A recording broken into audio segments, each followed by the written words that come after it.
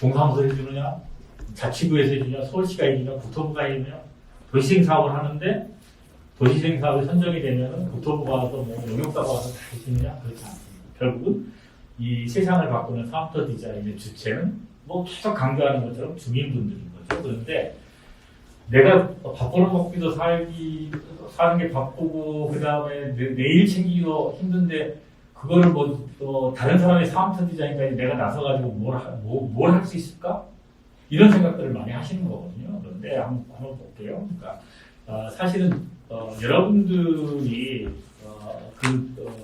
나에서부터 출발하는 거가 왜 중요하냐면 여기 보면은 내가 하고 싶은 걸 우리는 내가 하고 싶은 걸 뭐라고 하냐면 취미라고 해요. 죄송합니다. 꿈이라고 해요. 하고 싶은 거니까 바라는 거 꿈이죠.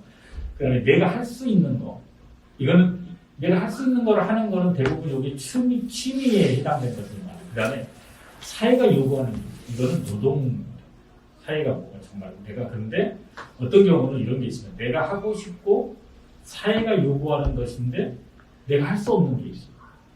그건 정말 방법이 없는 거거든요. 그러니까 세상을 바꾸는 사업터 디자인에 이 교집합이 두 개만 있으면 이게 잘 안 이루어집니다. 그래서 사람들이 주민분들이 내가 하고 싶은 것, 그 다음에 내가 할 수 있는 것, 그 다음에 사회가 요구하는 거에 이 접점을 잘 찾아가게 만들어주는 것. 그건 주민 스스로가 찾아낼 수는 없어요. 그래서 이 접점을 누군가가 잘 찾아내줘야 되는 그게 지금 있는 여기 성명이동의 현장 지원센터의 역할일 수도 있고 혹은 주민들하고 함께하는 미국의 전문가일 수도 있고 하는 거니까.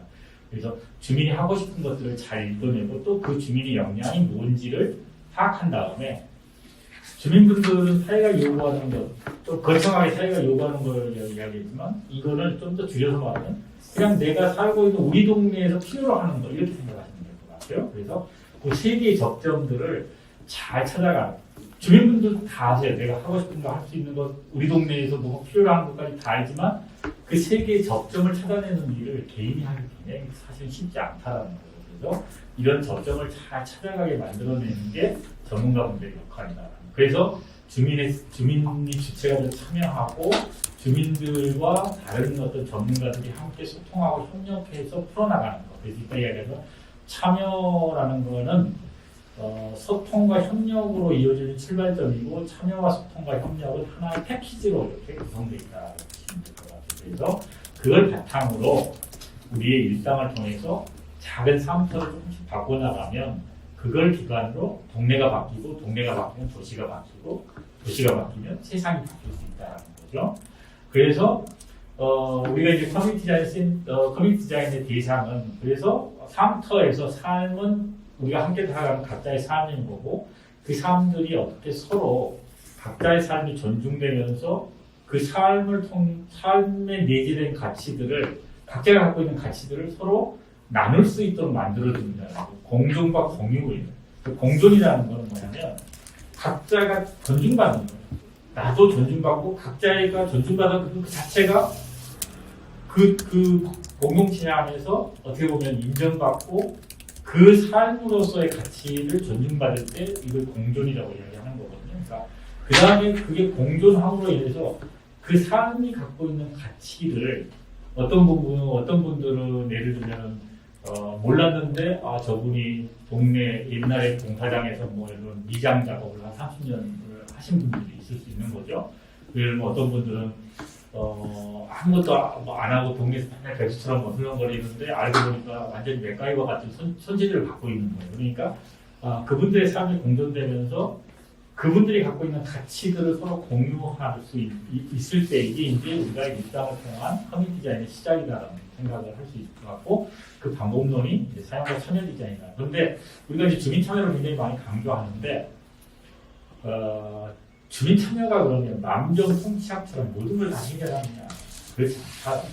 이게 굉장히 어려운 문제예요. 주민 참여가 사실은. 그래서 여기 보면은 뭐 주민 참여가 굉장히 달콤하죠.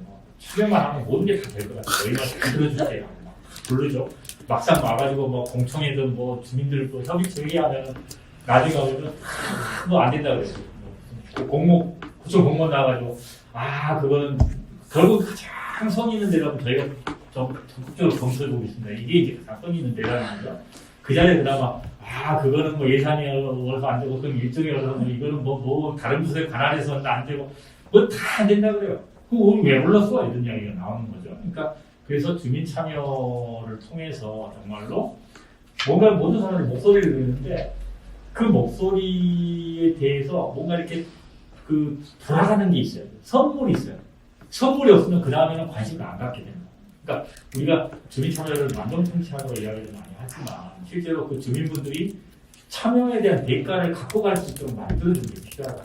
그 자리에 와가지고 그 대가라는 게 와가지고 초코파이 무슨 그다음에 요콘차 들어가 있는 무슨 간식 봉지 하나 받아가는 그런 선물이어도 좋지만 사실은 내가 말한 거가 와서 내가 뭔가 이게 나도 바쁜데 와가지고 내가 한마디 했는데 그게 무시당하지 않고 그게 뭔가 그런 이야기가 굉장히 정말 필요한 이야기입니다라고 그런 내용들이 실제로 동네 어떤 사업이든 어떤 내용에 그런 내용들을 포함시켜줄 수 있도록 하는 이게 이제 보답인 거예요. 그래서 사실은 주민 참여가 우리가 통상적으로 주민들을 동원하는 주민 참여가 너무 많다. 그러니까 어떻게 되냐 주민들이 이제는 지역에서 주민 참여하면은 다 하세요. 딱 와가지고 포스트잇 주세요. 먼저 이야기합니다. 포스트잇 주면 포스트잇 써가지고 해서 붙이는 거, 그 다음에 종이 딱 펼쳐져 있으면은 마을 지도 그리면 되나요?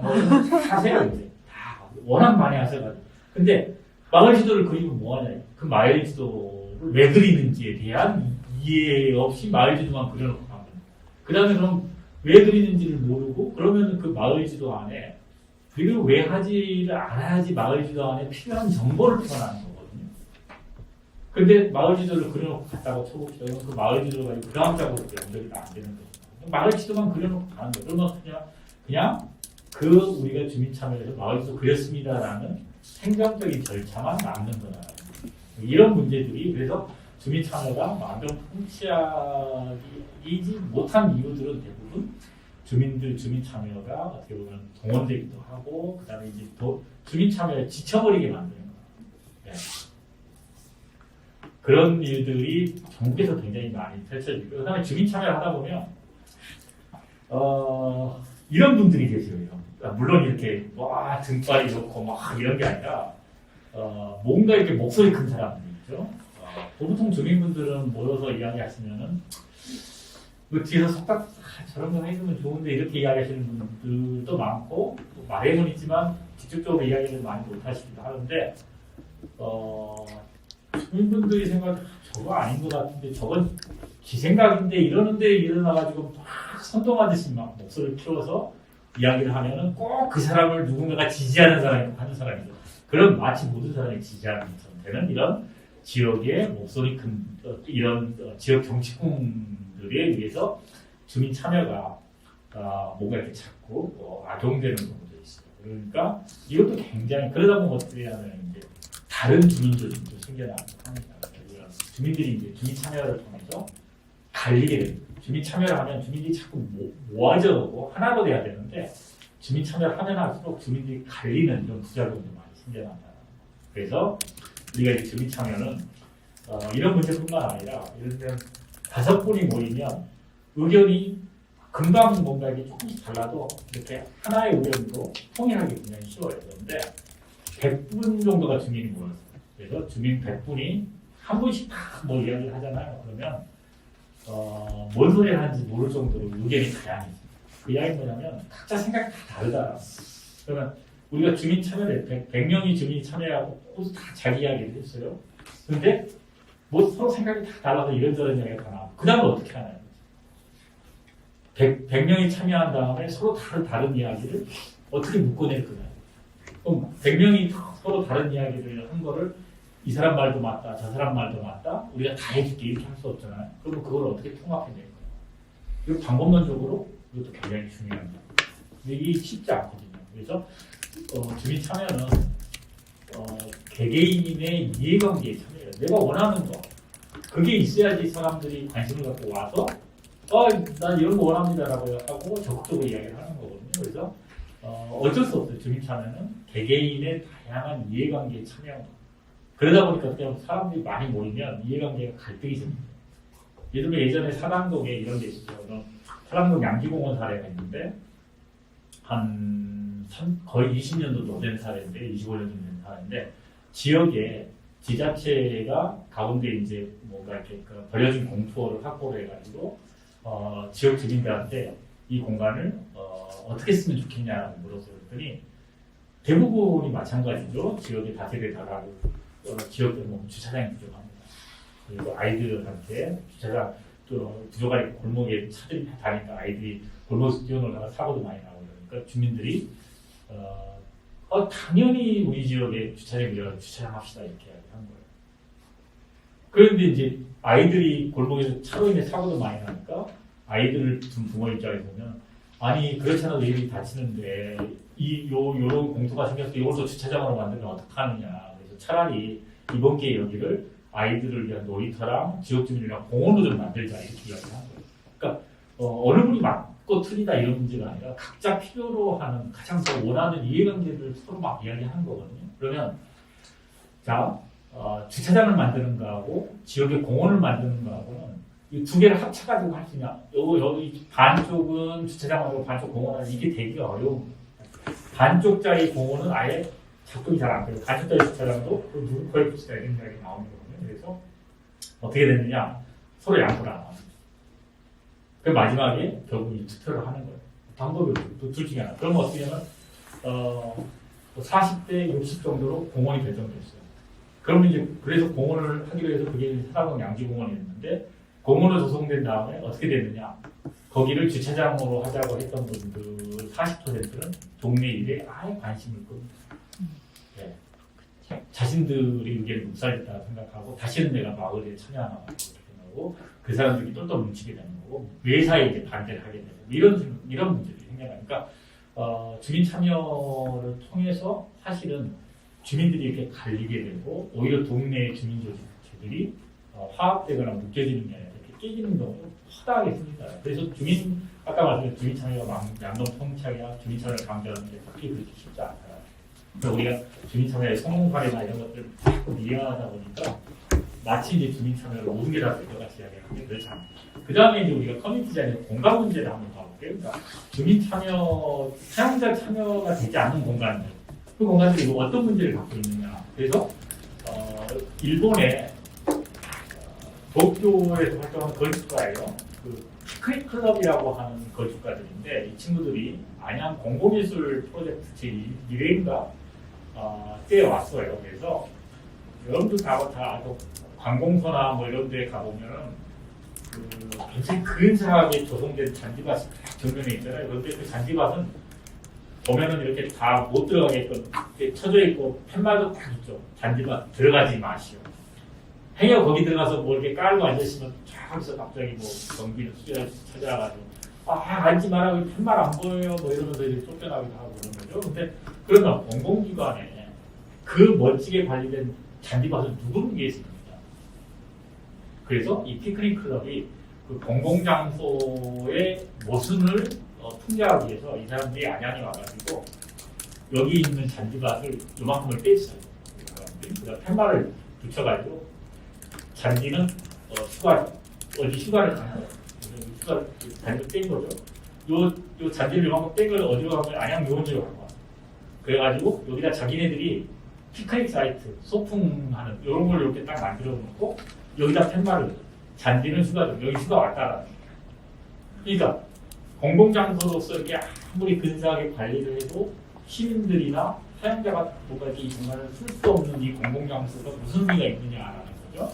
그거를 풍자하려고 이야기하는. 그래서 우리가 이런 공공장소가 시민들의 일상적 삶에 밀착될 수 있으려면 그 공공장소의 가치가 시민들의 일상하고 밀접한 관계를 맺어야 되는 거고 그 관계를 맺으려면 시민들이 그 장소에서 어떤 행위를 하기를 원하는지를 알아야 된다. 그리고 알려면 어떻게 돼요? 그 시민들이 뭔가를 이야기를 해줘야 돼요. 그 이야기를 하려면 어떻게 해요? 일단 와서 뭘 자기 이야기를 할 때 참여하는 게 기본이니까 참여를 와서 이야기하는 게 소통이. 그래서 뭔가 이야기가 펼쳐지고 주민들이 원하는 이야기들을 듣고서 그러면 주민들이 이런 것들을 원하니까 우리가 이 공간을 이런 식으로 조성하겠습니다라고 하면은 그 주민분들이 우리들이 이야기한 게 반영됐다고 생각하니까 그걸 조성하는 과정이 또 굉장히 적절한 거죠. 자신들이 아까 내가 할 수 있는 일, 하고 싶어하는 일들을 끌고 와가지고 함께 할 수 있는 그게 이제 협력으로 이루어진다. 그게 커뮤니티 디자인의 프로세스가 이런 거다. 그리고 커뮤니티 디자인에서는 대부분이 이런 물리적인 디자인적인 걸 굉장히 많은 관심이 있어요. 그거를 어떻게 바꿀 건가, 어떻게 디자인하냐, 규모는 어떻게 되지, 뭐 이런 거죠. 예산이 어떻게 되고 그걸 어떻게 써야 하는지. 그런데 비디자인적인 요소들이 많아요. 그 공간이 지어지면 그 공간은 누가 쓸 수 있지? 지역의 특정한 사람만 쓰는 건가? 거기는 어떤 식으로 운영이 되지? 그 공간을 통해서 지역 주민들이 뭔가 이렇게 활성화될 수 있을까? 활동들이 비디자인적인 요소들이 그 디자인적인 요소하고 뭔가 이렇게 서로가 쌍방에 실현될 수 있어. 그러니까 쉽게 말하면 이런 거예요. 운영하고 공간을 함께 고민해라. 그렇지 않으면 공간 만들어 놓고 나중에 운영이 잘 안 되겠다. 그 다음에 또 어떤 경우에는 뭔가 이렇게 운영하려고 들어와가지고 돈 들여고 만들어 놓은 시설들을 다 때려 고쳐야 되는 상황들이 생겨나. 주민들이 우리는 이거 하려고 하니까 공간이 너무 불편하다. 그러면 이거 여기 큼하게 떼달라. 여기는 이렇게 하고 이렇게 접이식물로 뭘 바꿔달라. 창을 좀 크게 뚫어야 되는데 여기하고 여기는 뭔가 들어오고 나가는 문이 좀 있었으면 좋겠는데 여기는 바깥쪽으로 뭐 데크가 좀 확장됐으면 좋겠는데 이런 것들은 그 안에서 주민들이 어떤 활동을 하려고 하는 건지랑 운영에 대한 구상이 없는 상태에서 그냥 막연하게 커뮤니티 공간, 회의실, 작업실 이렇게 공간을 만들어 놓으니까 생겨나는 문제가 나는 거죠. 그래서 결국은 우리가 좋은 디자인과 나쁜 디자인을 이야기하는데 좋은 디자인은 다른 거죠.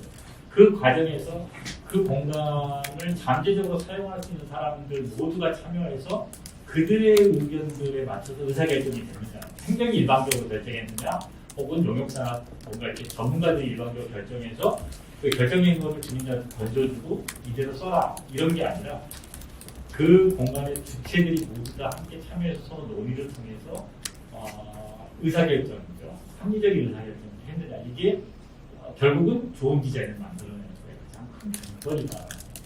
그러면 이 참여의 힘은 어디에 있느냐 제가 사례를 들어볼게요. 제가 아까 말씀드린 도시연대에서 굉장히 많은 한평공원 사업을 했는데 제1호 한평공원은 2002년에 북촌입니다. 원서동에 있는 이 방범초소가 쓰러져가는 방범초소가 이제 쓰레기 더미로 쌓이고 뭐 이러니까 요 옆에 요 할머니가 혼자 사는 집이었는데 여기를 요걸 헐고 주민들을 위한 뭔가 쉼터를 좀 만들어줬으면 좋겠다라는 요구가 들어가서 저희가 한평공원이라는 걸 작업하게 됐어요. 그래서 공간을 이제 헐고 이렇게 이제 조성을 해줬죠. 그랬더니 이렇게 이제 처음에는 이렇게 조성이 됐는데 이게 조성되고 나니까 조성할 때 이제 요 분이 이제 옆집에 살고 있는 할머니 분이시고요. 그다음에 동장님, 요 분이 원하는 동장님이시네요. 그래서 빨래벌 심사라는 현판 신청하고 그랬더니 이제 이렇게 점점 주민들이 이렇게 예쁘게 화분도 갖다 내놓으면서 예쁘게 꾸며놓으셨어요. 주민들의 힘으로 이 공간을 이렇게 바꿔놓으니까 이제 게다가 이제 원서동 이게 이제 창덕궁 서측 담장역이었는데 이런 게 이제 좀 약간의 명소가 되고 신문에도 조금 소개가 되고 아니면 종로구청이 여기 지금 보시죠. 여기 철골로 돼가지고 뭐 이렇게 구슬처럼 서 있는 이게 뭐냐면요. 이 빨래골 쉼터와 관련된 뭐 유래하고 뭐 이런 것들을 여기다가 해가지고 요 앞에다가 요 쉼터 앞에다 이걸 떡하니 설치해서 이거 누가 설치하는 종로구청. 어느 날 아침에 보니까 여기 있는 거예요. 주민들이. 그래서 저희가 이 작업을 같이 했는데 저희한테 연락이 도시연대가 이거 이런 걸 설치하죠. 아니요 모르는 일인데요. 무슨 일이 생겼어요. 그랬더니 뭔가 이런 게 하나 설치돼서 나중에 알고 보니까 종로구청이 설치하는 거예요. 종로구청이 이 장소가 자랑스러워가지고 돈 들여가지고 여기다가 이런 걸 하는 거예요. 그 주민들의 입장에서는 고마워하겠습니까? 전혀 그렇죠. 그래서 종로구청한테 아니 왜 여기는 우리가 이 공간을 다 이렇게 갖고 놓고 발굴하고 이거 우리 공간인데 왜 구청에서 함부로 주민들한테 아무 이야기도 안 하고 이런 걸 설치하냐 철거해야 돼. 2주 후에 철거됐어. 만약에 이거를 저희 시민단체가 구청한테 철거라고 말 시합이나 못하겠습니까? 전혀 안 돼. 그러니까 참여의 힘이 여기에 있다. 구청도 이 공간이 주민들이 이 공간의 주인이라는 의식을 갖고 있는 자기들이 구청한 공무원들한테 그거에 대한 이 공간의식을 갖고 공간의 주권이 그러니까 아무리 작은 거에도 이게 왜 주민들의 공간인데 구청이 이걸 와서 주민동의를 하느냐라는 거에 대한 권리를 명확하게 소속감, 공간에 대한 관계가 확고하게 쓸 때 그런 것들을 가능하게 만든 게 참여의 힘이다. 우리가 왜 참여를 이야기하냐. 이 공간의 주인의식을 갖게 만드는 거. 이게 굉장히 중요합니다.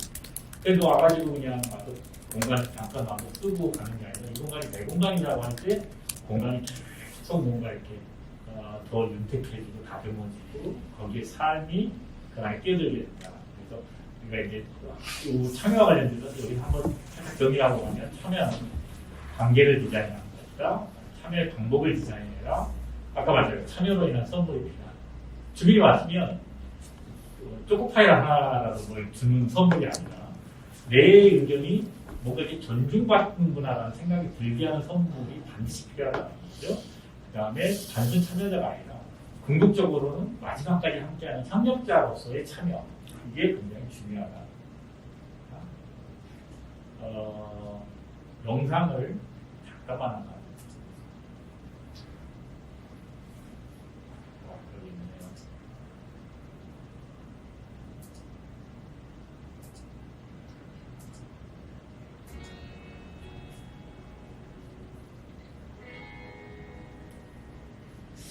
이거는 코카콜라가 어느 한 대학에 학생회관 옆에 있는 작은 광장 신학기의 풍경인데요.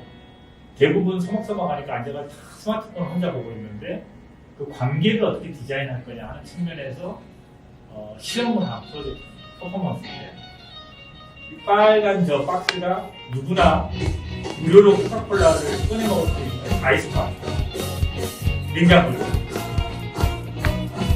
플라스틱으로 되어 있는 코카콜라 병이에요. 그런데 이게 기존의 시중에서 판매하는 코카콜라가 좀 다른 게 있어요. 그거랑은 다르고.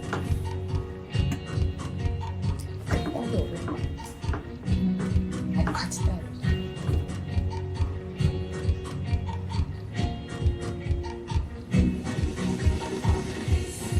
혼자서 못 따요.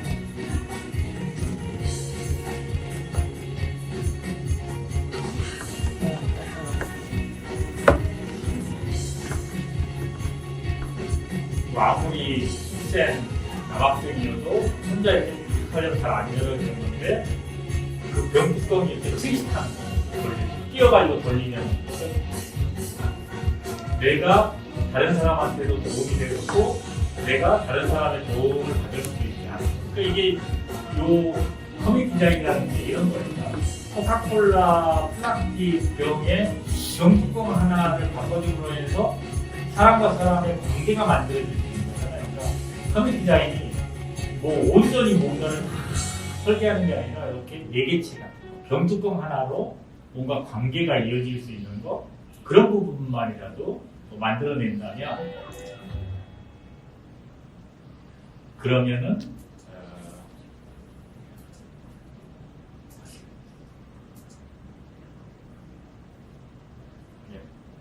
그러면은 그게 이제 결국은 커뮤니티 디자인 굉장히 중요한 관계 디자인. 관계가 바뀌어질 수 있는 매개체 같은 거를 어떻게 끼워 넣어주느냐라는 거가 사실 커뮤니티 디자인 굉장히 중요해요. 근데 우리는 어떻게 보면은 학기 초에 광장에서 학생들이 다 각기 개인적으로 스마트폰 보고 있고 혼자만 있으면은 야 광장을 어떻게 바꿔볼까? 이런 생각들을 할 수밖에 없는 거예요. 그 광장을 바꿀 이유가 전혀 돈도 엄청 들었는데 그렇다고 신학기 초에 새내기들이 서로 모르는데 앉아가지고 스마트폰 안 보고 있겠습니까? 또 똑같은 일이 벌어져요. 그래서 이렇게 관계를 바꿔낼 수 있는 아주 작은 거에 착안한 것이 굉장히 중요하다. 그래서 이제 이런 것처럼 저희가 이제 한평원까지 말씀드렸던 것처럼 아주 작고 미약한 것이 세상을 변화시킬 수 있는 희망을 좀 갖게 만드는 거. 이게 결국은 우리가 일상에 기반한 커뮤니티 디자인, 참여를 통한 커뮤니티 디자인의 의미냐 가치다라는 거죠. 한평공원 사례를 하나만 더 듣게요. 더 들어드리기.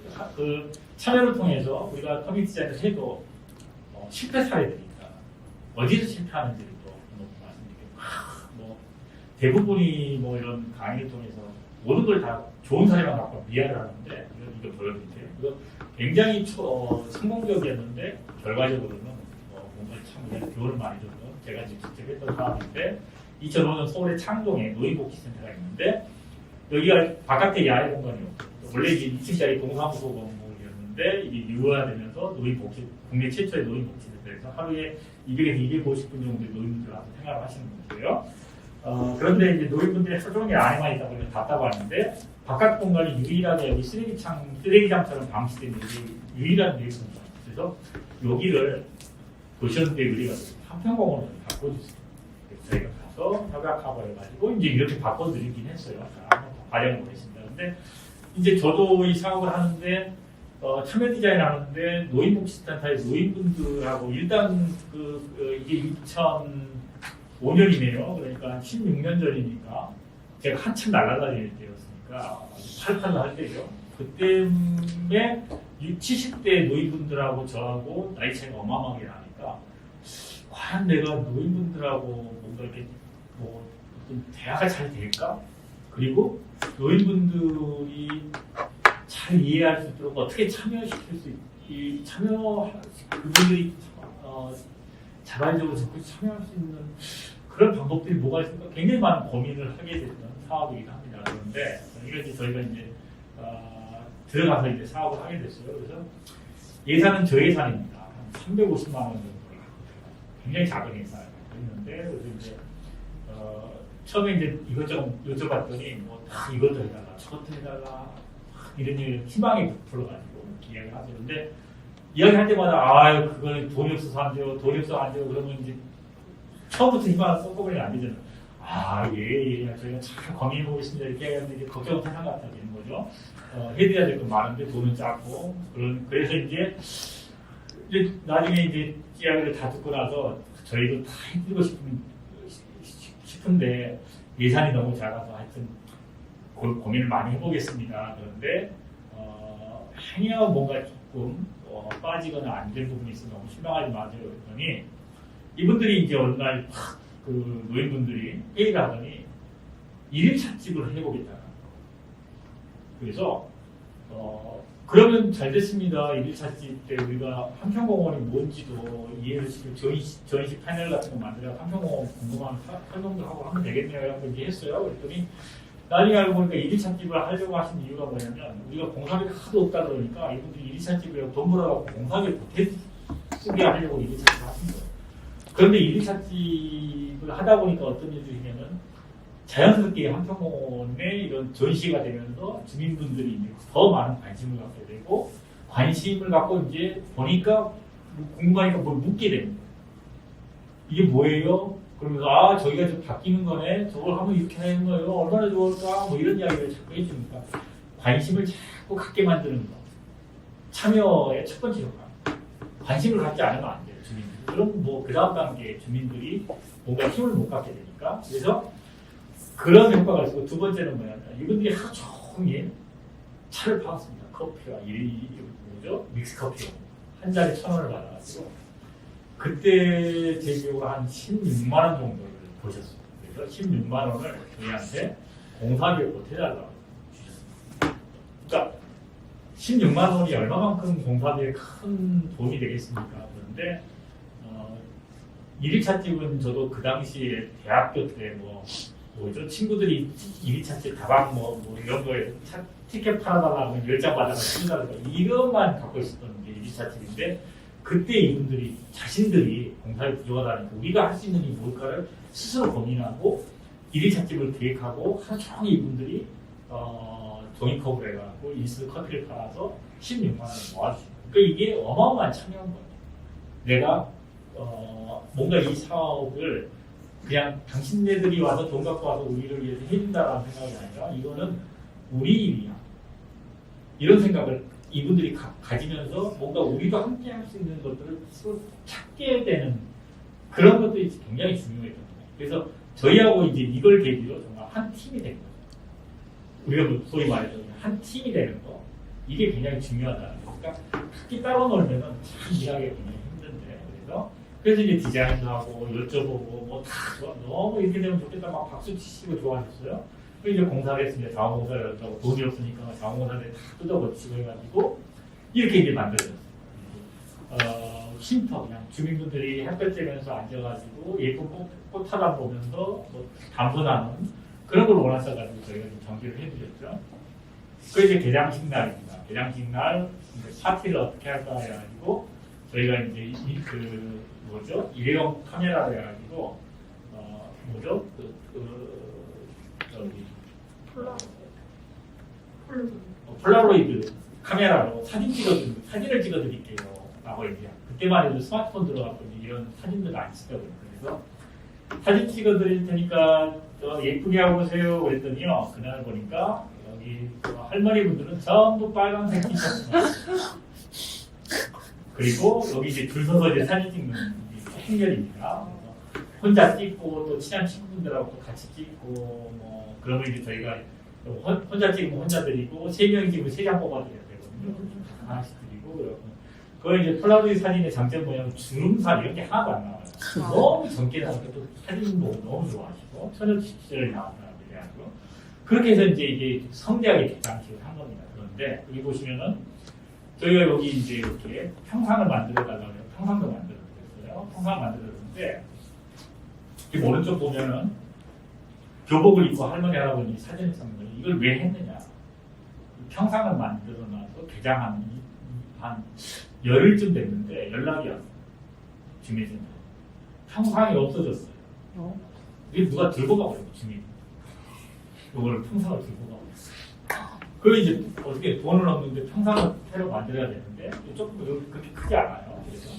그래서 어떻게 했느냐? 또 주민센터에서 아이디어를 그러면 옛날에 그때 도시원대가 한번 폴라로이드 사진기 있으면 그걸 갖고 추억의 교복 사진 한번 찍어드리자 해가지고 교복을 빌려다가 할머니 할아버지 교복을 입고 정말로 7, 80대 분들이 50년, 60년 정도 되돌아가는 추억의 교복을 찍었으니까 이 공간이 이렇게 바뀐 게 중요한 게 아니라 이 공간을 계기로 이분들이 이렇게 뭔가 일상의 어떤 자신들의 어떤 삶의 기억들을 되살릴 수 있는 그런 것들을 다양한 어떤 가능성들이 공간을 통해서 만들어졌다는 게 굉장히 중요합니다. 그래서 이런 걸 통해서 돈을 모아서 평상을 다시 만들었죠. 그런데 이런 걸 했어요. 그리고 이제 조성되고 한 6개월 뒤에 그 다음에 봄에 뭐 공간이 이렇게 굉장히 아기자기하게 잘 뭐 이렇게 꾸며지고 운영이 됐는데 그 저희는 잘 될 줄 알았죠. 잘 되고 운영 잘 되지 않았는데 이게 한 3년 뒤쯤 사진입니다. 이 노인복지센터 요 앞에 뭔가 이렇게 관리가 밤에는 안 되잖아요. 다 개방돼 있어요. 그러니까 어떻게 하면 지역에 뭐 청소년이나 취객들이 와가지고 오바이트 하고 술병 깨놓고 그다음 술 먹으니까 뭐죠? 여기는 벽돌 깨고 포탈란 같은 거 다 밟아놓고 이러면서 관리가 안 돼. 그러니까 어떻게 하면 이 옆집에서 민원이 계속 들어와요. 센터. 저 어떻게 식구를 못 살겠다. 여기 맨날 사가서 술 먹고 뭐 떠들어가지고 잠도 못 자고 이런 민원이 들어오는 거죠. 그렇게 돼서 이제 결국은 이렇게 철문을 달게 되고 이렇게 되고 그러니까 아무리 참여가 정말로 우리가 생각할 때 우리나라 그분들이 자발적으로 하고 공간이 잘 만들어지고 일정기가 잘 운영됐지만 뭔가 이렇게 이 지역사회 안에서 이 공간들이 서로 공유되면서 이 공간의 가치가 확산되기가 그렇게 쉽지 않다. 이런 지속적인 유지 관리 어려움 이런 부분들을 여전히 우리가 가지고 안고 있다는 거고요. 다른 사례를 또 한번 말씀드릴게요. 이문동에 생태골목 가구인데 이것도 이제 도시원대가 했던 작업이 2011년도였는데 여기가 아파트 뒷면이니까 북쪽면이에요. 여기 이제 생태 LH에서 지원해줘가지고 생태골목 가꾸기 사업을 했습니다.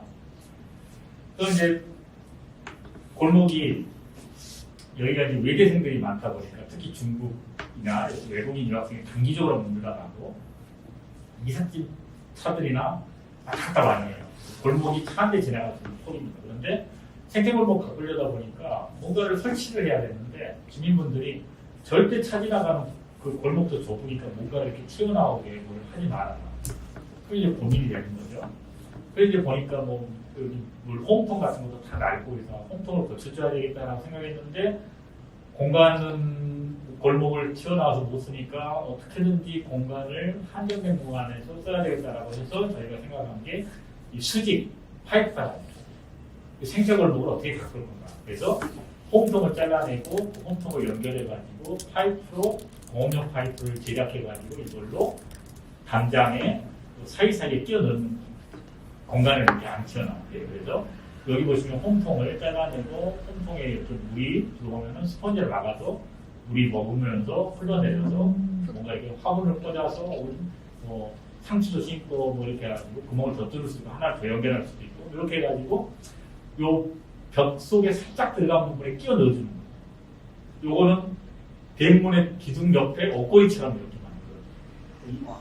각각의 우리 집은 이런 걸 좀 원래 여기 샘플을 만들어 보여드렸더니 우리는 이런 거 원하면 그래서 이런 걸 만들어줬죠. 이분은 파이프 하단을 벽에다 안 하고 우리는 담장을 허물어가지고 자기 이쁘게 꾸며보니까 이렇게 또 하시는 거예요.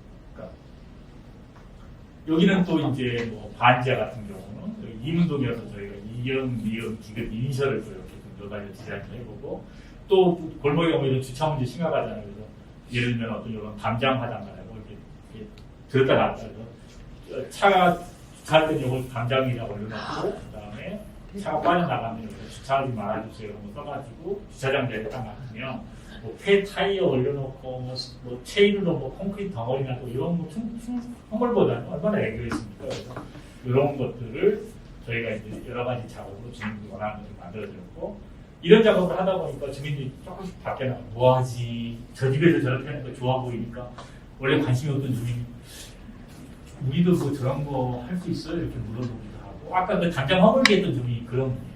자기는 저런 거 싫어 이렇게 막 하시다가 자꾸 하니까 뭐 다른 집 하면 이쁘거든요. 그리고 이제 그게 다 저 개인 돈으로 하는 게 아니라 와서 해주는 거니까 이게 자꾸 와서 이렇게 기웃기웃 하시는 거예요. 그렇게 하다가 나는 저거 별로던데 뭐 이런 식으로 이제 뭐 말을 이렇게 소위 물꼬를 트는 거예요. 그러면서 이제 그럼 뭐 트리드링 좋아요 그랬더니 나는 우리 저 담장을 좀 이렇게 선물하고 내가 거기다 식물 뭐 이렇게 원해 이런 거 배웠는데 식물을 사줄 수 있어요? 그러면 자기가 해보겠다. 그래가지고 이제 그분을 꼬셔가지고 그분이 직접 이렇게 하신 거예요. 그러니까 주민이 이런 처음부터 참여하는 분들도 있고 과정을 보면서 뭔가 참여를 이끌어내는 분들이 다 다양하다.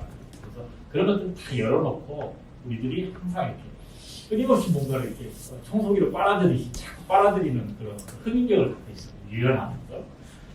그러면서 이제 저희가 이런 작업들을 진행을 함께 했고 그래서 커뮤니티 디자인은 뭔가 이제 전문가의 뭐 기발한 어떤 아이디어가 나오는 게 아니라 틈새에서 나와요. 틈새. 어디 틈새냐? 생각의 틈새, 공간의 틈새, 생활의 틈새. 이 세 개의 틈새를 잘 공략하세요. 생각, 공간, 생활의 틈새. 자, 예를 들어볼게요.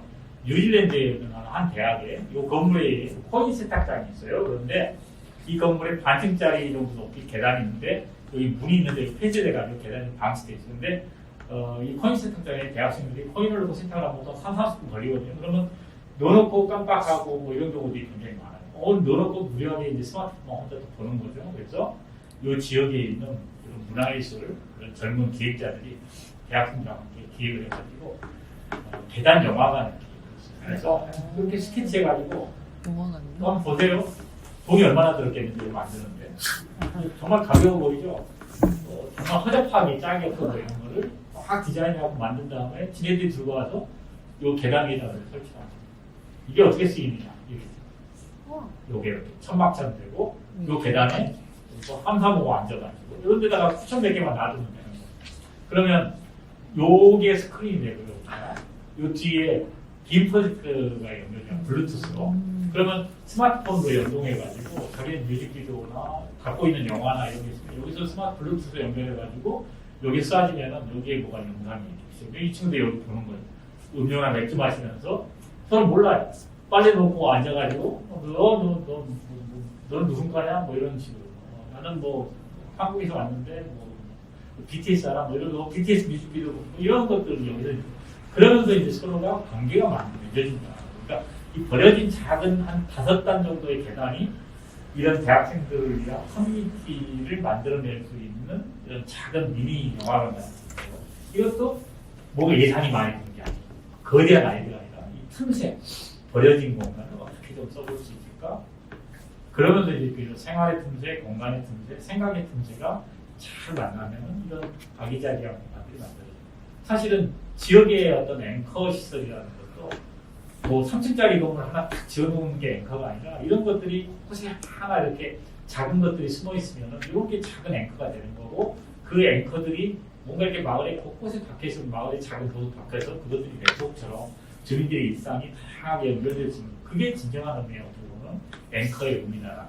근데 우리는 도시행 사업을 하면 대부분 땅 사고 건물 사가지고 철거하고 거기다가 아래 주차장 넣고 위에다가는 뭐한 3층짜리 주민시설 넣고 건물 짓고 나면 사업 끝나고 운영비 안 나고 이런 문제들이 굉장히 많아서 앵커 시대 범위들이 굉장히 많은데 다음 시간에 되면 앵커 시대와 관련된 자산화 이런 부분에 대한 이야기 조금 해드릴게요. 그래서 자 이제 그러면 이거를 이런 참여적 커뮤니티 디자인을 뭐 전문가가 아니라 여러분들이 직접 할 수 있는 것도 굉장히 많아요. 저비용 간편 시기에 사용자가 완성하는 겁니다. 이런 것도 많습니다. 이거는 서울 수도권에 있는 15개 대학의 건축과 학생들이 매년 하는 우하우스라는 프로젝트인데요.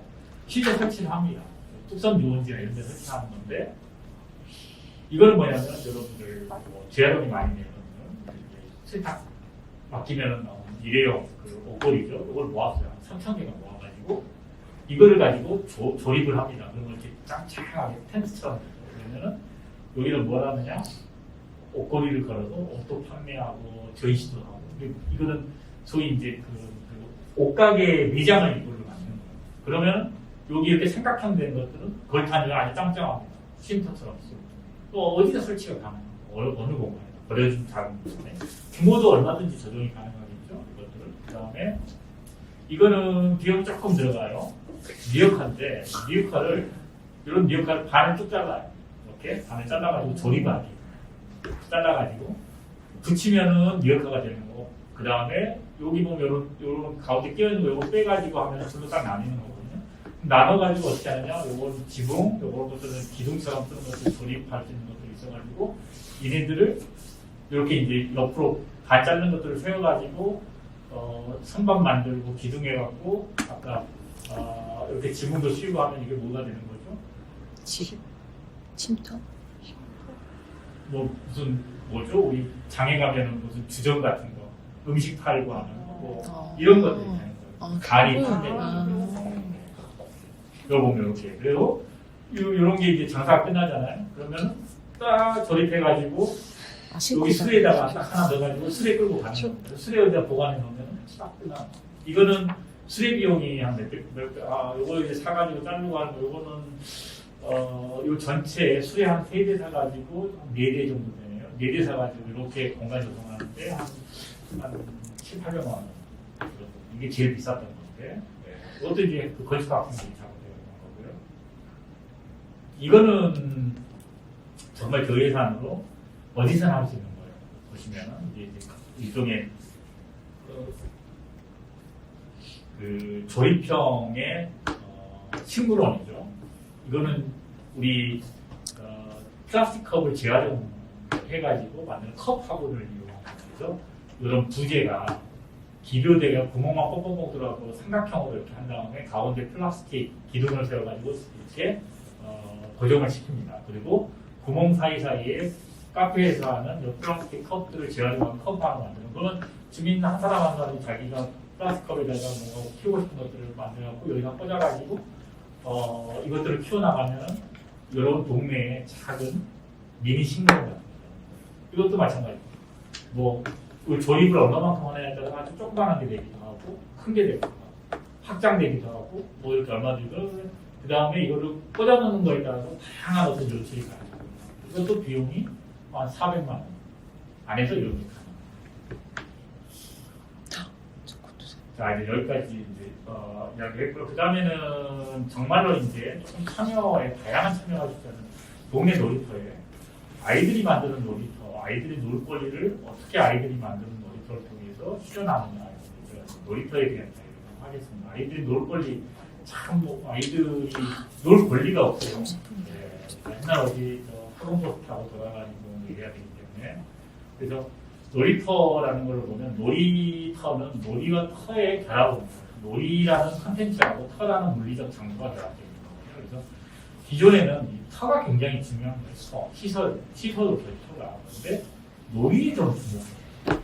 그래서 터가 큰 게 아니라 놀이가 큰 쉽게 만들어 생각을 했던 거예요. 그래서 터와 놀이와 터와 사람의 관계를 어떻게 잘 우리가 한번 조명해서 디자인을 한 거여서 중랑구에 있는 새와 어린이 공원의 놀이터를 저희가 세이브 칠드런에서 후원해가지고 서울시하고 협력으로 작업을 했고 제가 있는 그 당시 대학원의 커뮤니티 연구실에서 이걸 디자인을 하게 되고 주민 참여를 하게 됐고 그래서 여기는 갔더니 참 어려웠던 게 참여 프로그램을 보기가 어렵던 게 여기가 저희가 조성하려고 할 때 한 7년 전쯤에 원래 놀이터가 있었어요. 근데 뭐 그네를 타고 있던 한 4살, 7살 남매가 있었는데 지역의 한 30대 중반에 약간 이제 정신적으로 어려운 사람이 뭐죠? 이렇게 온갖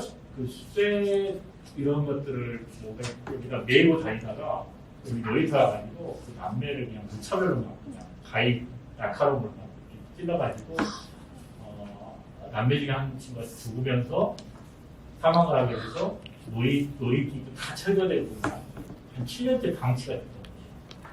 그러니까 이제 어떻게 되냐면 방치가 되니까 여기가 이제 야간에 청소년들 아지트가 되고 그리고 뭐 흡연과 뭐 이런 여러 가지 문제가 있고 요 놀이터 주변에 있는 사람들은 골치가 아픈 거예요. 여름밤 문 열어놓으면 담배 피우지, 술 먹으면 뭐 시끄럽게 노래 부르지, 경찰이 하루에도 계속 경찰이 신고 이 놀이터에만 경찰이 뭐 그냥 수십 번씩 와가지고 적당히 하고 가라라고 하고 그냥 또 가버리면은 애들이 그 다음 또 이렇게 됐어요. 그래서 저희가 이제 가서 주민들 이야기해 보니까 여기는 절대 놀이터가 만들어지면 안 된다. 못 살겠다. 차라리 폐쇄해라. 이런 이야기를 하셨던 거죠. 정말 골치 아팠던 건데 7년 동안 방치된 건데 인근의 어린이집에 가서 물어봤더니 아이들이 여기가 놀이터가 없어지니까 애들이 자유롭게 어린이집에서 나와서 놀 곳이 없다. 어떻게 생각을 했거든요. 우리가 물론 디자인에서 놀이터를 만드는 것도 중요하지만 놀이터가 다시 만들어지기 전까지 나도 아이들이 이 공간에서 놀 권리를 조금 어떻게 이 공간을 이용해서 좀 더 놀 권리를 찾을 수 있도록 만들어줄 거냐가 오히려 더 중요하겠다는 생각을 했어요. 그래서 저희가 이제 있는 털을 한번 살펴봤어요. 이런 거예요. 바닥, 나무 몇 개, 이런 거. 그래서 나무와 바닥과 모래, 이런 거에 주목을 하게 됐습니다. 그래서 이제 우리가 본격적인 디자인과 시공을 하기 전에 임시 프로젝트를 통해서 이 공간에 아이들이 와서 뭔가 이렇게 놀 수 있도록 만들어 보자라고 해가지고, 한 7개의 임시 프로젝트를 기획을 했어요. 주민의 엉덩이를 찢어라, 경계선과 애기도 색깔을, 철학꿈을 정복하고, 너의 목소리가 들려, 나무와 돌이 어때서, 바닥이 아니냐, 이런 것들. 이 네이밍도 되게 중요하고, 뭔가 디자인도 주민들이 뭔가 이렇게, 시각적으로, 재밌어 보이는데, 이런 것도 굉장히 중요하죠, 커뮤니티에서. 있는 거에 가가지고, 경계석에다가 색깔 테이블을 막 붙여놨어요. 그랬더니, 바뀌었잖아요. 그러니까 애들이 와서 이걸 따라 막 걸어요. 그러니까, 뭔가 이렇게 아이들이 이걸 변화된 걸 갖고 어떤 형태의 놀이가 이제 조금씩 생겨나기 시작한 거죠. 그 다음에 토요일날 가가지고 나무에다가 이런 그물로 해가지고 공을 넣어가지고 이걸 걸어놨더니 엄청 와서 놀았어요. 뭐 여기에 뭐 탈범처럼 하고 뭐 서로 타고 그리서 이거 맨날 이렇게 돼 있어요? 아니요 오늘 또 여기 철벽 가는 거라고 그러면 되게 서운해하고 다음 주에 또 와 우리 또 해볼게 얘가 그러면서 이제 기존에 있는 걸 갖고 아이들이 뭔가 이렇게 놀이가 가능하다는 걸 여기서도 놀이가 가능하다는 걸 알려주는 거죠. 그 중에 이제 대표적인 바닥이 이제 방치되어 있으니까 바닥 놀이를 어차피 이거 나중에 놀이터를 제대로 해서 다 철거하고 해야 되니까 돈을 들여서 놓고 그래서 바닥에 적은 돈으로 한 50만 원대 페인트를 사가지고 아이들하고 함께 우리가 밑그림을 그려놓고 아이들하고 페인트로 해가지고 바닥 놀이터를 주는 그림을 그려놨더니 재밌었겠다. 그리고 이제 저희가 이제 함께 다 해주고 그때 전에는 젊었을 때였거든요.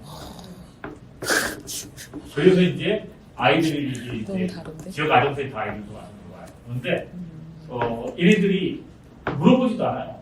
보고 지네들이 막 놀이를 고안해서 이거는 이제 익숙한 거니까 하는데 뭐 지네들이 이런 거 있으면은요 막 알아서 다 놀이를 고안해서 지네들이 막 이것도 뭐 우주 해동놀이라 하더라고. 지네들이 보고 막 얘가 리더가 되고 다 일을 시켜요.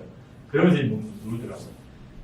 그러면서 이제 버려진 바닥도 이런 것들이 가능하고 아이들은 뭔가 이렇게 기구 의존을 하지 않고 아이들이 스스로 놀이를 보완해서 창의적으로 놀 수 있는 가능성들을 훨씬 더 매력적으로 느낀다는 것도 알게 됩니다. 그래서 저희가 이런 것들을 바탕으로 아이들은 놀이기구가 없어서 신나게 논다는 것, 그다음에 놀이기구 기능이 단순할수록 오히려 창의적인 놀이를 즐긴다. 뭐 이런 것들을 알아서 디자인하게 됩니다.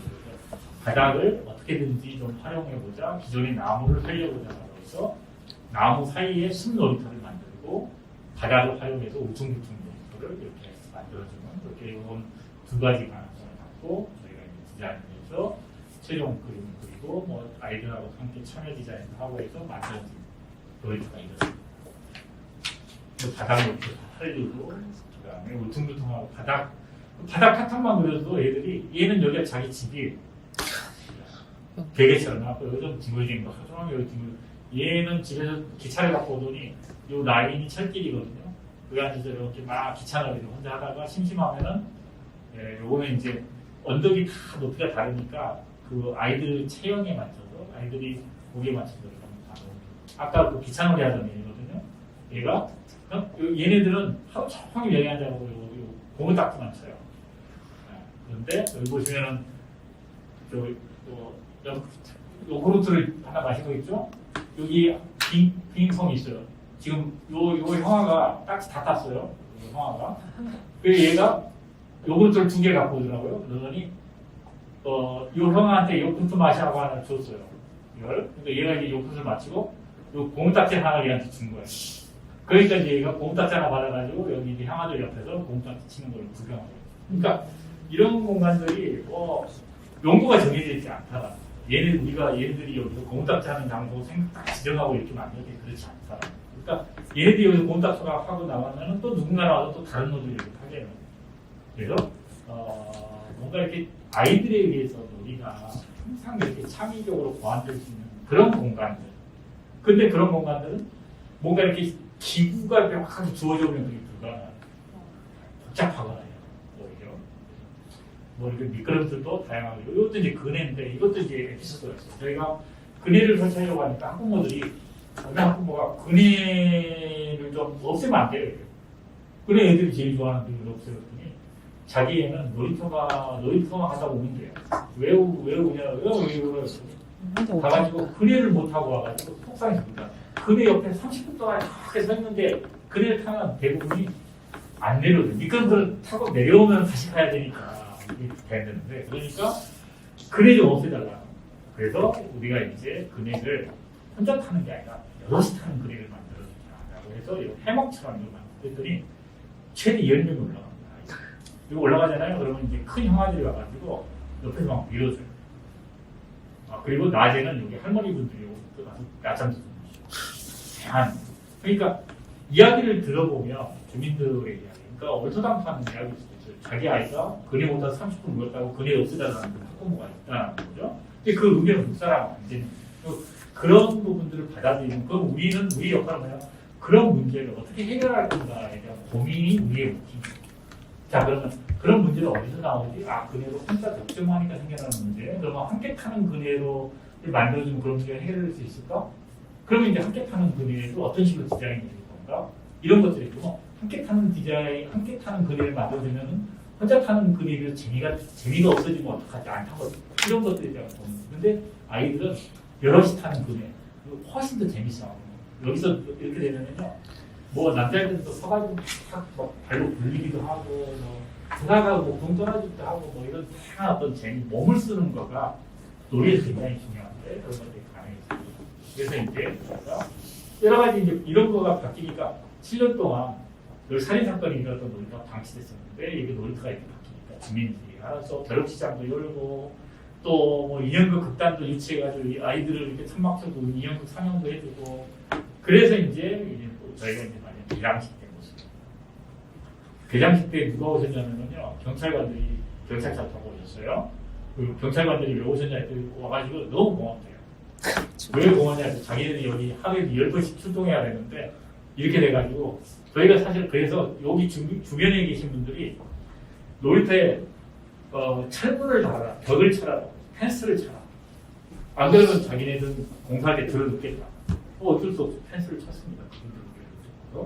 근데 이제 펜스를 쳤는데 이게 어린이 교육장 무슨 감옥 교도소도 아니고 그래서 정말 이제 펜스를 어느 높이로 어떤 간격으로 또 펜스 간격이 넓어지면 또 사이에 끼어들어오고 발 타고 또 넘어오고 이런 문제들을 다 고려해가지고 다양한 시안을 줘가지고 그리고 주민들하고 약속을 했어요. 펜스를 치겠습니다. 그러면 시간대를 어떤 식으로 하고 이걸 관리를 어떻게 하겠습니까? 다 약속을 받아가지고 결국 펜스를 치고 그랬더니 이제 여기 계신 분들 너무 이제 좋아. 그 다음에 펜스를 치더라도 바늘 창사고 안이 다 보이고 그래서 저희가 의도적으로 놀이터의 컬러를 굉장히 원색적으로 밝게 쓴 거예요. 그렇게 해서 밝게 변한 공간이다 보니까 주민들한테 이 공간이 활기 넘치는 공간이 됐고 그 다음에 이 공간이 사람들이 북적북적 되니까 이제 야간에 청소년들이 이런 물론 펜스를 치긴 했지만 그런 문제도 해결되고 그래서 경찰관 분들이 이때 대략 와가지고 너무 고맙다고 하루에 10번씩 자기네 전화 받고 와가지고 이렇게 했던 것들을 줄여줘서 그래서 정말로 아이들이 마지막에는 이 친구들이 했던 저한테 해줬던 가장 큰 찬사가 아 여기 내 놀이터야 뭐 이런 어떤 선언을 얘들이 여기서 했었어요. 아까 말씀드렸던 것처럼 아이들하고 학교에서 아이들이 이런 생각을 갖게 된 거예요. 그래서 나중에 들었던 이야기는 이 놀이터에 머리 떨어져 있는 초등학교 아이들이 세아 야너 세아 가봤어? 거기 짱 좋아 뭐 이런 이야기 굉장히 많이 했다. 그게 굉장히 흐뭇하다. 그래서 이런 것도 있지만 또 우리가 커뮤니티 디자인은 또 사회 문제를 해결하는 디자인이고요. 여기서 문제를 파악하는 리서치라는 거가 굉장히 중요해요. 문제가 뭔지를 파악하는 거 이게 굉장히 중요한 디자인 하기 전에. 그래서 여러분들 아마 이거 지역에서 봤을 거예요. 옐로우 카펫 이게 이제 뭐에서부터 시작했는지 설명을 2015년도에 성북구에서 시민단체하고 같이 해가지고 국제아동인권센터가 처음에 이제 리서치를 했어요. 그랬더니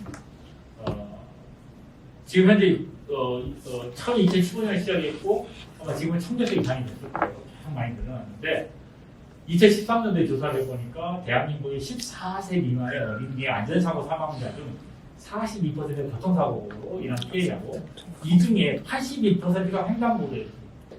횡단보도가 결국 안전하지 않다. 교통사고의 81%가 아이들의 안전사고 사망자 중 42%가 교통사고인데 42% 중에 82%가 횡단보도에서 사고가 나는 거예요. 그러니까 횡단보도가 결코 안전하지 않은데 왜 횡단보도가 안전하지 않지라고 봤더니 대부분 사각지대, 시야에서 예를 들면 모서리가 이렇게 본다든지 이런 데 횡단보도가 있으니까 차가 속도를 못 줄이고 가다가 아이들 미쳐 발견하는 이런 경우가 많다는 거예요. 그래서 그때 이제 제안한 게 옐로우 카펫.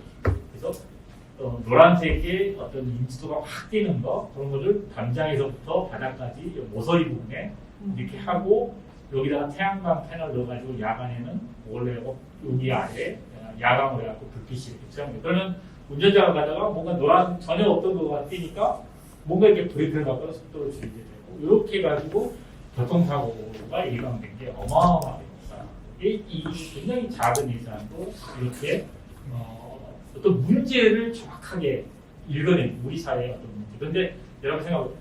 횡단보 교통사고 사망자 중에서 횡단보도에서 사망자가 이렇게 많이 날 거라는 걸 누가 알았겠어요. 그런데 비슷 통계를 갖고 조사해보면 그렇다요. 그러니까 이제 어떤 논문이 생겨요.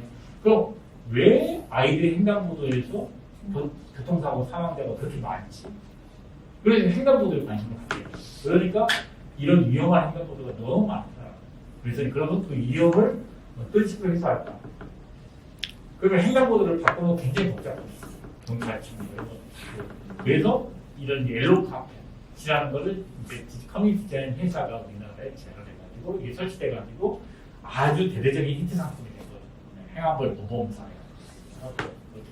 그래서 이렇게 뭔가 이렇게 문제 해결, 커뮤니티 디자인에서는 문제가 해결을 위한 정확하게 문제 원인이 뭔지를 파악하는 것도 굉장히 중요한 이것이고요. 자 이제 해외 사례를 소개를 해드리겠습니다. 이것도 굉장히 재미난 일본의 히로시마현의 오노미치 씨의 사연인데요.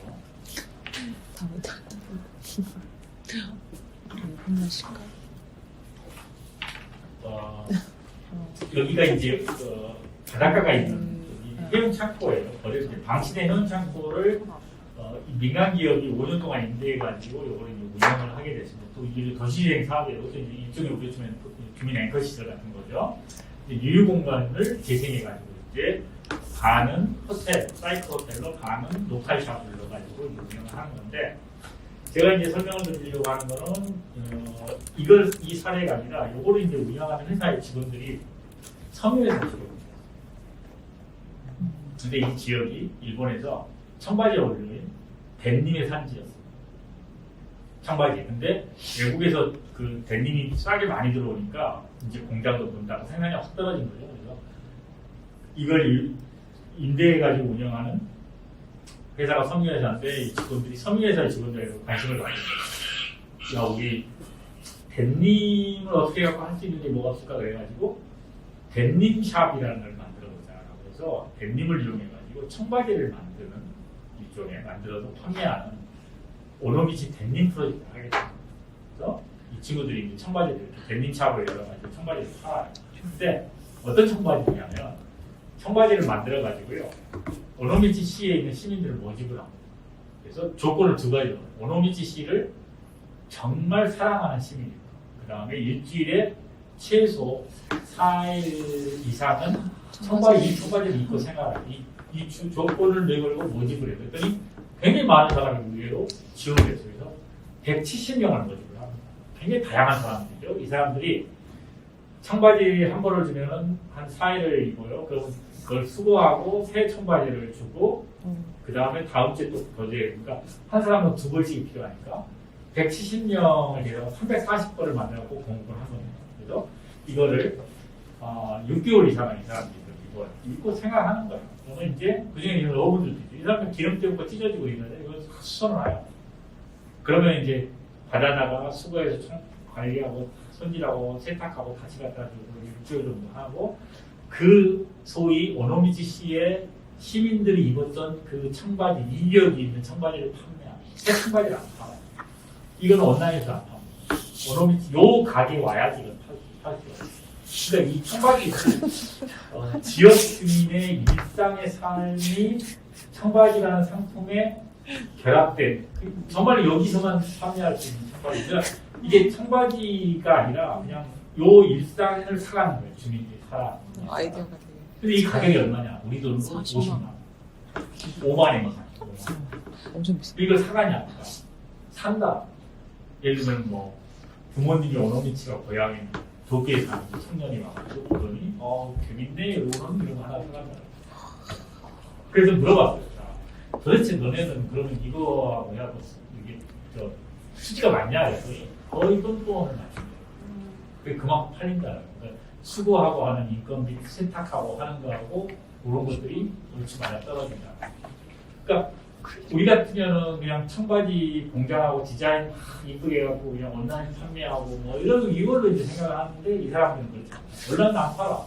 너네가 적어도 우리 지역을 한번 방문하고 우리 지역의 주민들이 어떻게 사는지 삶을 한번 경험해보고 그리고 정말 동의한다면 이런 상품을 사가라. 요 청바지에는 오노미치 시의 시민이 6개월 이상 생활하면서 그 삶이 여기에 담겨져 있는 청바지야. 이런 메시지가 이런 거잖아요. 그러니까 굉장히 우리가 접근이 다른 거잖아요. 이런 것들을 그냥 커뮤니티 디자인이라는 거에 뭔가 이렇게 컨텐츠를 단순한 물건을 판매하는 게 아니라 컨텐츠를 판매한다라는 이런 것들이다. 이거는 이제 커뮤니티 디자인 중에 빈곤의 문제를 해결하는 사회 문제, 아프리카로 나이지리아에 이거는 이제 플로팅 스쿨 수상 어떤 거냐면 이 지역이 그 나이지리아의 라고스라고 하는 이제 수도인데 여기 이제 해안가입니다. 근데 시골에서 올라오는 사람들이 땅도 없고 하니까 바닷가에 움푹 들어간 곳에 여기다가 불량으로 수상 가옥촌을 지어서 살아요. 완전히 오염됐죠. 여기서 뭐 상하수도 시설도 없고 하니까 뭐 오페스 다 나오고 그러니까 여기가 뭐 완전 오염됐어요. 그러니까 한때 20만 명 정도 살았는데 그러니까 이제 시 입장에서 뭘 찾고 여기 철거하려고 하는 거예요. 철거의 압력을 받고 있는데 그러다 보니까 여기 전형적인 이런 모습이죠. 그런데 여기가 이제 불법으로 조성되어 있고 그러니까 학교도 없어요. 아이들 학교를 갈 수가 없어요. 그래서 나이지리아의 한 건축가가 네덜란드에 유학을 가서 네덜란드 사무실을 하는데 이 지역에 관심 자기 고향 그래서 이 도시 이런 도시 그 빈민들이나 빈곤계층의 아이들을 위해서 이 지역에 학교를 지어줘야 된다고 생각합니다. 그래서 이 친구가 제안한 겁니다. 땅도 없으니까 물 위에 떠 있는 학교를 제안했어요. 그래서 플라스틱 통이죠. 플라스틱 256개를 이렇게 묶어요. 이렇게 묶어가지고 이렇게 말뚝을 받고 여기다가 이렇게 바닥에 뜨게 만든 다음에 목조 트러스로 해가지고 이렇게 학교요? 골조를 만들고 여기다가 삼각형 모양으로 지붕면에서 태양광 패널도 만들고 가운데 벽이 쳐져 있는 거는 아이들의 교실, 교실 아래는 커뮤니티 공간이 개방돼 있어 누구나 어업 활동을 하는 여기 있는 사는 사람들도 배대고 여기서 쉬거나 이렇게 할 수도 있고 맨 위는 아이들을 위한 이쪽에 이제 야외 학습 공간 놀이터가 그래서 여기서 이제 뭐 태양광도 있고 화장실 제이스 이렇게 다 뭐 이렇게 뭐죠 우리로 치면은 생태적인 화장실도 설치가 되어 있고 교실은 전체를 통으로 쓰고 있고 나눠서 쓰고 있고 이렇게 이제 디자인이 되어 있고 그래서 이제 이런 걸 통해서 정말 이렇게 도시 빈곤 계층의 아이들의 이런 학교 문제 이런 것도 해결하고 그래서 이 친구가 이제 실현은 안 됐지만 이걸 이용해서 이 지역을 이렇게 재생해가지고 다시 정착할 수 있도록 만들어주려고 이런 걸 제안하고 전 세계에 알려서 뭐 모금도 하려고 했는데 결국은 계속 철거에 오염이 너무 심각해가지고 철거됐고 뭐 철거가 계속 진행된다고 해요. 그 다음에 주민 참여를 통해서 우리가 도시계획을 뭔가 바꿀 수 있다는 사례도 설계했어요. 그거는 네덜란드의 로테르담에 있는 공중보행 프로젝트가 있어요. 로테르담 여기 이쪽에 있으면 여기 이렇게 하고 철길이 이렇게 철도가 이렇게 지나가요. 그다음에 뭐 완전히 이렇게 큰 교차로가 있어서 이 지역은 나프 지역입니다. 로테르담 여기 뒤쪽 부분이 조금 노후화돼 있고 철길과 도로로 막 단절돼가지고 주민들이 보행이 굉장히 어렵고 지역이 막 잘려져 있는 곳이었어요.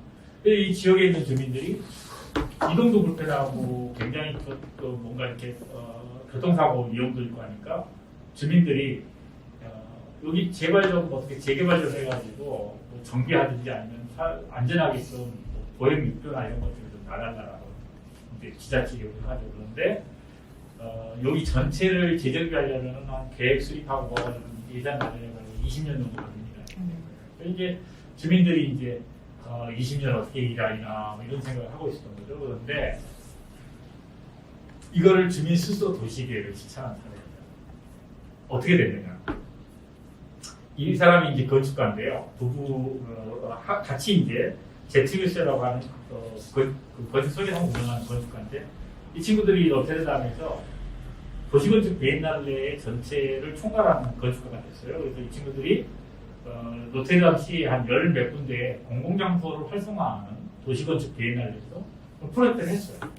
이 친구들이 공공장소를 활성화하는 이유는 뭐냐면 도시에서 공공장소가 활성화되어야지 사람들이 자꾸 모이게 되고 사람들이 모이게 되면 그 지역의 활기를 불러일으켜서 결국은 자본이 들어와가지고 일괄 철거해갖고 새롭게 막 빌딩 짓는 이런 재개발을 막을 수 있다고 생각하는 거죠. 그래서 이 친구들이 이제 자기네들이 들어가 있는 굉장히 한 3분의 2는 비어있고 인조가 싸서 아까 그 지역에 사무실에 들어간 다음에 건물주를 만나가지고 설득을 해요.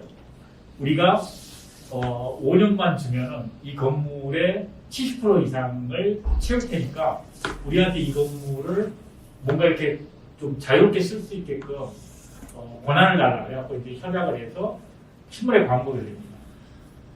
혹시 공간을 찾고 있는 회사가 있습니까?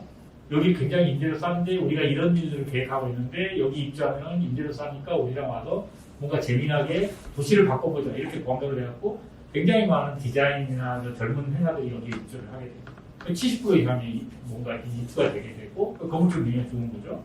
그래가지고 이 친구들이 하게 된 일은 장소 변화를 시킨 거죠. 사람들이 없는 곳에 같이 해가지고 이런 의자나 벤치 같은 거 만들어 놓으니까 이런 변화가 생기는 거예요. 주말이나 평일 저녁. 사람들이 이렇게 모이니까 도시 활력을 찾게 되고 도시 활력이 생기니까 뭔가 이게 지역이 변화된 느낌을 갖게 됩니다. 그래서 이런 장소를 여러 군데를 만들어가지고 만들어놓고 보니까 철길과 도로에 막 단절이 되다. 이걸 연결하는 게 필요했어요. 공공장소를. 그래서 공공장소를 연결하려고 돈이 없는 거예요. 공공장소를 연결하기 위해서 어떻게 해야 되느냐? 철길이나 도로를 통해서 공중보행육교로 이걸 연결하자라고 생각을 한 거죠. 공중보행육교에서 공공장소로 내려가고 만들어주겠다. 그래서 이제 이걸 하려고 예산이 들어가니까 이 친구들이 크라우드 펀딩을 한 겁니다. 시민들한테 자 이런 그림을 만들어가지고 시민들한테 설명을 해요. 그래서 I make Notre 시민 내가 노트르담을 만들 거야 이런 슬로건을 내건 다음에 자 우리가 보행육교를 만들어 봅시다라고 해서 공모를 합니다. 그래가지고 아까 링체를 봤던 이미지가 뭐냐면 이거죠. 부재 목재로 된 보행육교를 만드는 부재가 세 부재로 나뉘어가지고 25유로, 125유로, 1250 기부를 받아요. 시민들이 이거 하나 25유로 아니면 요거 하나 해주고 요거 3개 해도 되고 2개 해도 되고 이걸 기부를 막 받습니다. 기업은 1250유로짜리를 기부할 수도 있고 그렇게 해가지고 돈을 모아서 이제 우리가 이런 보행육교를 서로 만들어보자라고 계획을 그림을 그려갖고 실제로 이제 조성이 됐었는데 이런 걸 한 겁니다. 그래서 처음에 돈을 모았어요. 그래서 자기가 이제 건물을 마음대로 쓰기로 했으니까 여기다가 이렇게 돼가지고 이걸 뚫어가지고 여기다가 이렇게 뭘 다 이렇게 달아놨습니다. 그래서 이걸 신문에 광고를 해요. 자, 이게 이 도로를 건너가려면 시민 여러분들도 기부가 필요합니다. 광고. 그래서 기부를 또 받아요. 그래가지고 드디어 건너가서 여기까지 만들어요. 이걸 만들어 놓으니까 여기다 이제 기부자나 시민들은 뭐 파티를 합니다. 이게 이제 노트르담 시에 막 신문에서 소개가 되고 막 시의회 의원들도 관심을 갖게 되고 그렇게 해가지고 어떻게 되냐 시가 부랴부랴 여기에 도시재생이 편성을 해요. 20년 걸린다는 거예요. 그래서 이 400을 편성해가지고 그거의 연장선에서 세 개의 지역을 연결하면서 보행육교를 완성하고 연결되는 지점에 방치된 거다. 여기는 폐역사였어요. 이것도 다 재생해가지고 이걸 연결시켜요. 이런 작업을 하게 됩니다. 이게 이제 기부자들이 인쇄하는 보행육교 사진이고요. 요거는 원래 주차장이었던 것도 재생해가지고 청년들이나 젊은 사람들이 모이는 뭔가 이렇게 아래 클럽과 뭐 레스토랑과 바 같은 거를 운영하는 만들어주고 그 건물의 옥상은 이렇게 생태 텃밭으로 해가지고 공간을 이렇게 만들고 여기 야채, 채식 레스토랑을 운영하고 이런 변화들이 생겨나고 요 3층 부분에 구멍을 뚫어가지고 보행육교가 연결되고 뒤에는 여기가 굉장히 유명한 청년들한테 굉장히 유명한 이렇게 바와 클럽이 여기 들어와가지고 바글바글 금요일 저녁 바글바글 그러면서 이제 바뀌어나가는 명소가 되기 시작하고 우리는 또 인스타 장소가 되고 그러면서 이제 막 사람들이 많이 몰려나가면서 지역이 활성화되니까 이런 공간들이 녹화샵들이 들어와서 이제 또 활성화를 만들어내고 그렇게 되니까 이 지하철에서 어떻게 되느냐 이 지역이 뭐 주민들이 하기로 하니까 여기다 우리가 사회주택 200호를 건설하겠다 이런 약속을 하게 이렇게 이 지역이 조금씩 변화하는 거죠. 이걸 누가 했느냐 20년 걸린다는 20년 전 재정비로면 자본 끌어갖고 철거한 다음에 민간이 들어와서 건물 짓는 게 재정비인데 이거를 막아내고 시민들이 크라우드 펀딩으로 도시계획을 바꿔줍니다. 그래서 지역을 살려내고 지역에 뭔가 이렇게 의미들을 대상해서 재생해서 지역을 활성화하는 이런 부분들이 결국은 참여에서부터 시작된다. 참여의 방식 다음에 좀 전에 말씀드린 건 도시계획을 바꾸는데 뭔가 이렇게 막 뭐 정말 정치적으로 참여하는 게 아니라 크라우드 펀딩이라는 십시일반 형태로 참여하는 거예요. 근데 그런 참여를 유도하기 위해서는 아까 객수에서 건축과 같은 사람의 기획 이런 게 필요하고 그래서 우리가 커뮤니티 디자인은 앞으로는 이런 지역의 사회적 자산을 통한 지역 분위기 토대를 형성하는 이런 걸 굉장히 중요한 역할로 바뀌어나가고 그래서 예전에는 사회적 가치만을 강조했는데 지금은 사회적 부를 말해요. 커뮤니티 소셜 웰스라는 거가 굉장히 중요해졌습니다.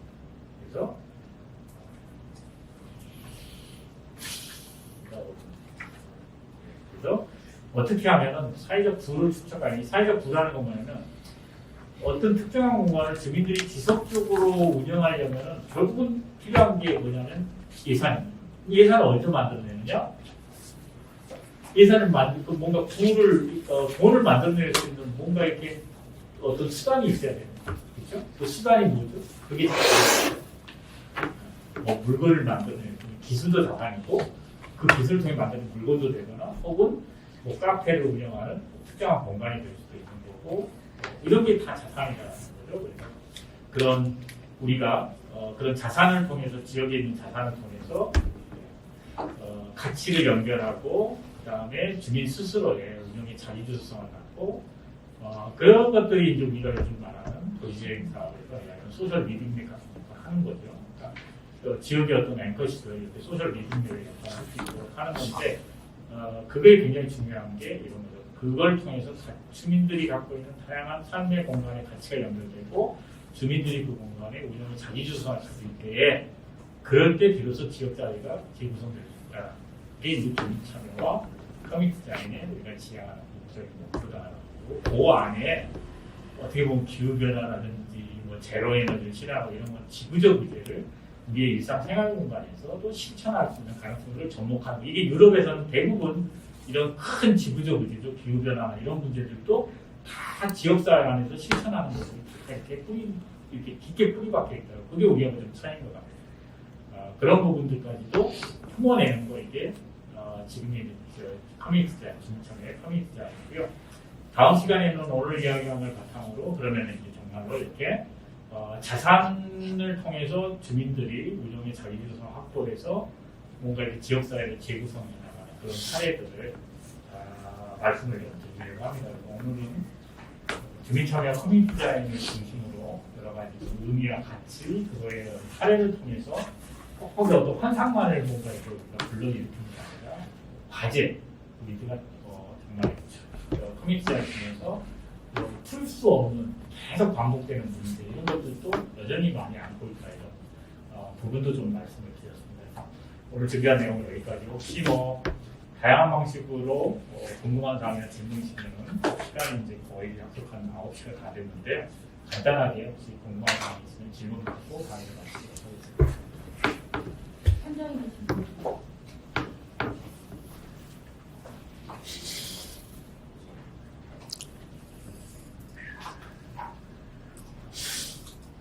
현장에서 참여해주신 주민분 계신데 질문 있을까요? 저희 같은 경우는 이제 한 통에 그 하나를 만들었거든요. 네. 근데 그게 처음에는 이제 좀 운영하기가 좀 어려워서 저희가 매일 물을 줬어요. 한 초를 나무를 심었는데 매일 줬어요. 저녁마다. 근데 이제 여름 같은 데는 한 번 줘가지고는 안 되더라고요. 근데 그게 계속 지속되는데 이제 저희도 이제 가정주부다 보니까 근데 그 다음에 이게 연결이 안 되더라는 거예요. 그래서 우리가 이걸 어떻게 하면은 나무고 화초를 살릴 수 있을까 이런 생각을 많이 해봤는데 그게 처음에는 우리가 좀 했을 때는 주민분들이 이웃에서 만들어주고 자기네가 물을 주는 쪽으로 했었는데 안 되더라고요 이게. 그래가지고 이제 우리가 주민 자잘해서 그걸 했었는데 그거 어느 정도지 그게 우리가 물을 주러 가면은 물을 잠가버려요. 수돗물을 잠가버리고 물을 못 쓰게 하고 그래서 저희 집에서 갖다 물을 주고 이렇게 했었는데 지금은 꽃이 하나도 없고 그냥 나무만 심어져 있거든요. 근데 그때 우리가 그 자리를 만들 때 주민들이 거기서 좀 쉼터처럼 놀 수 있게끔 이렇게 의자를 좀 만들어 놨어요. 그리고 그 집에다 담벼락 조금 있는 데다 공간에다 화초도 심고 거기다 꽃도 심고 처음에는 주민들이 꽃도 갖다 심었었어요. 그랬더니 나중에 우리가 이쁜 꽃을 같은 거 다 뽑아가더라고요. 몰래. 그런 일도 많습니다. 네, 그런데 이제 그 집이 새로 지금도 그 자리가 있긴 있지만 수리를 하면서 그 울타리 했던 그게 이제 그런 부분들이 있어요. 그래서 이제 어떤 어떤 소속감이 없으니까 생겨나는 문제이기도 그쵸, 하거든요. 예. 그래서 소속감을 만들어주는 방법이 뭘까? 이런 걸 조금 고민해 보면 예를 들면 나무가 세 그루가 있다고 하면 네네. 그 세 그루의 나무를 분양하는 방법, 거기 있는 사람들 이제 그러니까 그리고 어떤 나무를 심느냐도 굉장히 중요한 거예요. 그냥 소나무처럼 이렇게 그렇죠. 납작한 그 예. 이름은 잘 모르겠는데 네. 하여튼 그런 거예요. 예를 들면 그 중에 하나가 약간의 뭐 무슨 과실수 같은 게 있을까? 그런 건 아니에요. 그냥 사철나무. 그렇죠. 그러니까 이제 그래서 사실은 이 나무의 수종 같은 경우도 그게 굉장히 중요한 거예요. 뭐 어떤 형태로든 간에 주민들이 거기 살고 계신 분들이 뭔가 이렇게 욕심을 낼 수 있는 어떤 뭔가가 하나 들어가는 것도 굉장히 중요하거든요. 그래서 뭔가 이렇게 몇 년이 지나면 그게 과실수가 돼가지고 뭐라도 열리면은 그런 것들도 초기에는 뭔가 이렇게 그러면은 하라고 안 해도 굉장히 열심히 하시는 분들이 생겨나더라고요. 그 다음에는 또 다른 문제는 이런 게 있어요. 여기를 가꾸면 우리가 이제 그 마을 만들기라는 데서 하는 것 중에 마일리지 같은 게 있습니다. 어떻게 보면 타임뱅크 뭐 이런 건데 내가 와서 여기에 물 한 번 주고 30분 뭔가를 하면 기록을 받아서 그 30분 시간이 자기 통장에 적립이 돼요.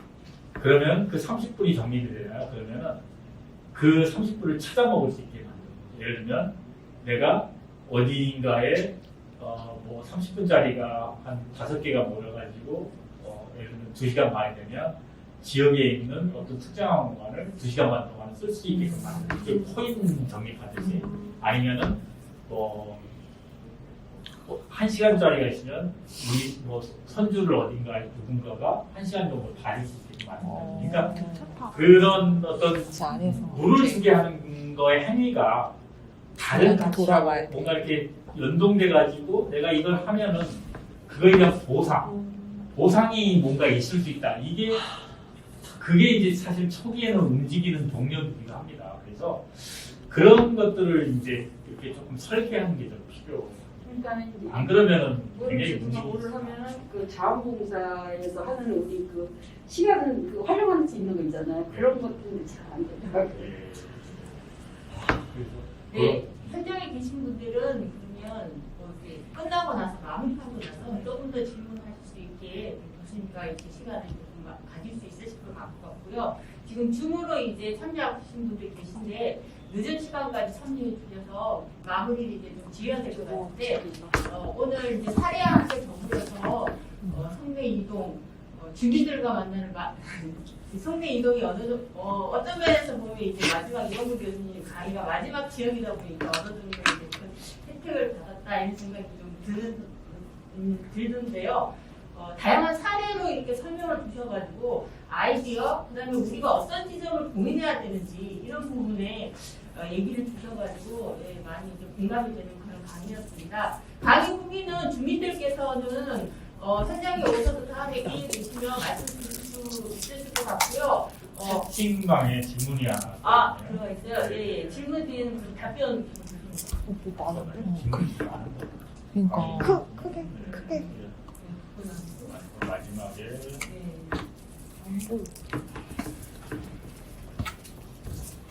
질문이 하나 마지막에 들어왔는데 의견이 반영이 안 되면 적대적으로 바뀔 때 이분들을 다시 마을에 관심을 가질 수 있도록 할 수 있는 방법이 뭐가 있을까요? 이런 질문을 주셨는데 이게 굉장히 어렵습니다. 한번 적대적으로 마음이 바뀌어보면 그래서 이럴 경우는요 1대1 맨투맨 작업을 해야 돼요. 그리고 가장 좋은 팀장님 방법은 잘하시네. 결국은 우리가 풀 수 있는 거는 그냥 허심탄회하게 소주 한 잔 마시면서 뭐 이렇게 마음도 돌려보고 그 다음에 우회해가지고 그러니까 직접적으로 하지 않고요. 그 다음에 이제 뭐 조금 마을에 영향력이 있는 공장이나 이런 분들 중에서 어떤 자리를 만들어주는 거죠. 그러니까 이 사람이 와가지고 참 이런 내가 이렇게 마음이 바뀌는 거를 마치 내가 예전에 했던 거 그렇게 화냈던 거 갑자기 딴 사람이 돼갖고 그런 것들을 전혀 뭔가 이렇게 다른 사람들이 볼 때 그거를 뭐 이렇게 어색하지 않게 본인도 그게 뭔가 이렇게 좀 어떻게 이야기하면 뭐 아주 쑥스럽지 않게 그런 것들을 잘 그런 것들 분위기들을 잘 만들어주고요. 그러니까 처음은 굉장히 그분을 일단 여러 사람이 적대적인 사람들이 여러 사람이 모이면 그거 풀기 어렵습니다. 쪼개놔야 돼요. 일단 1대1로 일단 접촉을 하고 그 다음에 뭔가 그분하고 친한 다른 편에 있는 사람을 통해서 뭔가 이렇게 우회적으로 설득도 하고 그 다음에 필요로 하면은 막걸리도 한잔 하고 하면서 마음도 좀 풀어주고 그리고 이 사람이 소위 전향할 수 있는 자연스러운 자리를 만들어주는 게 굉장히 중요합니다. 그렇게 해가지고 전체를 다 바꿀 수는 없지만 그 중에 일부가 바뀌잖아요. 그럼 바뀐 사람이 또 설득을 해요. 그러면서 이제 조금씩 변화하는 그런 방법들이 있습니다. 이게 이제 다 100% 적용되진 않지만 이런 부분들을 써가면 조금씩 적대적인 분들, 마음이 바뀌었던 분들이 그러니까 그런 분들이 마음을 조금씩 이렇게 열어가는 경우도 경험을 했습니다. 네, 더 이상 질문이 없는 것 같아서 오늘 한 가지